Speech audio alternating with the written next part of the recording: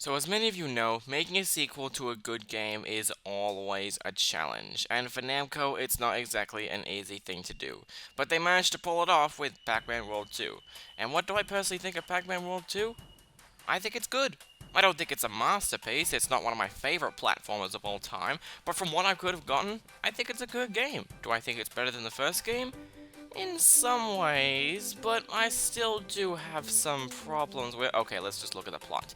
The four ghosts, Inky, Blinky, Pink, and Clyde, are all messing around in Pac Village until they accidentally awaken a mysterious and evil ghost known as Spooky. He takes the golden fruit, and without them, Pac Village will be doomed. So now Pac-Man has to embark on a journey to find all the golden fruit and destroy the ghosts once and for all. If you ask me, the story in this game is pretty awful. But it's a plot that's so bad, it's good. It's bad, but it's good. So enough about the story, let's just jump into the actual gameplay. This game carries over many of the moves that Pac-Man had in the original Pac-Man world. He can still jump around, he still has his butt bounce, he can still rev roll, you know, all of the moves are here.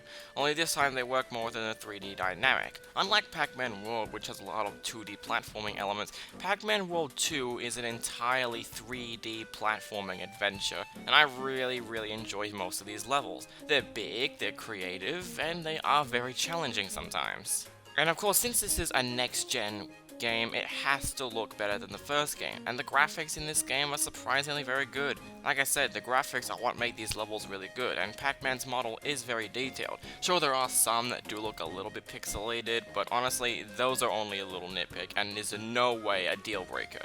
One of the best things that people like to describe about this game is the music, and can I agree?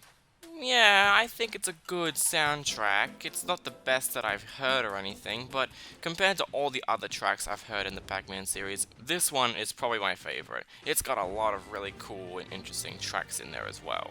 And unlike the first game, there is a goal to complete everything 100%. You gotta collect all the Pac dots, all the Pac tokens, all the Pac-Man fruit in order to complete the game 100%. In there you're rewarded tokens, and there is an arcade which you use tokens for and you play all these classic games. This is an amazing addition to the game. Being able to play all of these classic Pac-Man games, especially Pac-Mania, is such a feature I hold so close to my heart. How are the boss fights? The boss fights in this game are intense. The hardest one, in my opinion, was Blinky. Yes, I'm calling them by their original names and not by the Blinky and Clyde era. A lot of these boss fights are very challenging, and at the end you have to fight all 5 of them, and then have to fight Spooky, who is such an intense and challenging boss battle in my opinion. As I said before, this game is not great, and that's because I have a couple of problems with this game. One thing, the camera is so annoying. In fact, I'm just gonna come up and admit it, I think the camera is worse than Pac-Man and the Ghostly Adventures camera. I know I wasn't looking forward to saying that, but it's true. You know how Pac-Man has that rev roll back? Well, the camera zooms in, and now when it zooms out, you can't exactly see what's exactly in front of you, and when you're trying to collect some fruit, the camera can become very off-putting, and it's very frustrating. Another thing I have is that in some platforming sections, it's actually kind of hard to tell if you're going to land on something or if you're just going to end up dying.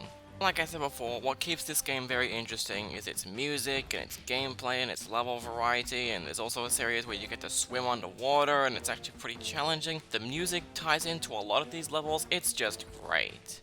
Honestly, that's really all I can say about Pac-Man World 2. I don't know if I can think of anything else to say about this game.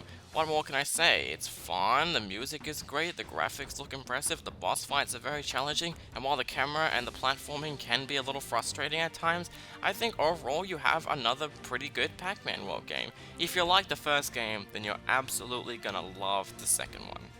Well, ladies and gentlemen, we now have one more Pac-Man World game to review, Pac-Man World 3 for pretty much all the consoles. Join me in that video. Thanks for watching, and keep on playing, Yoshi players.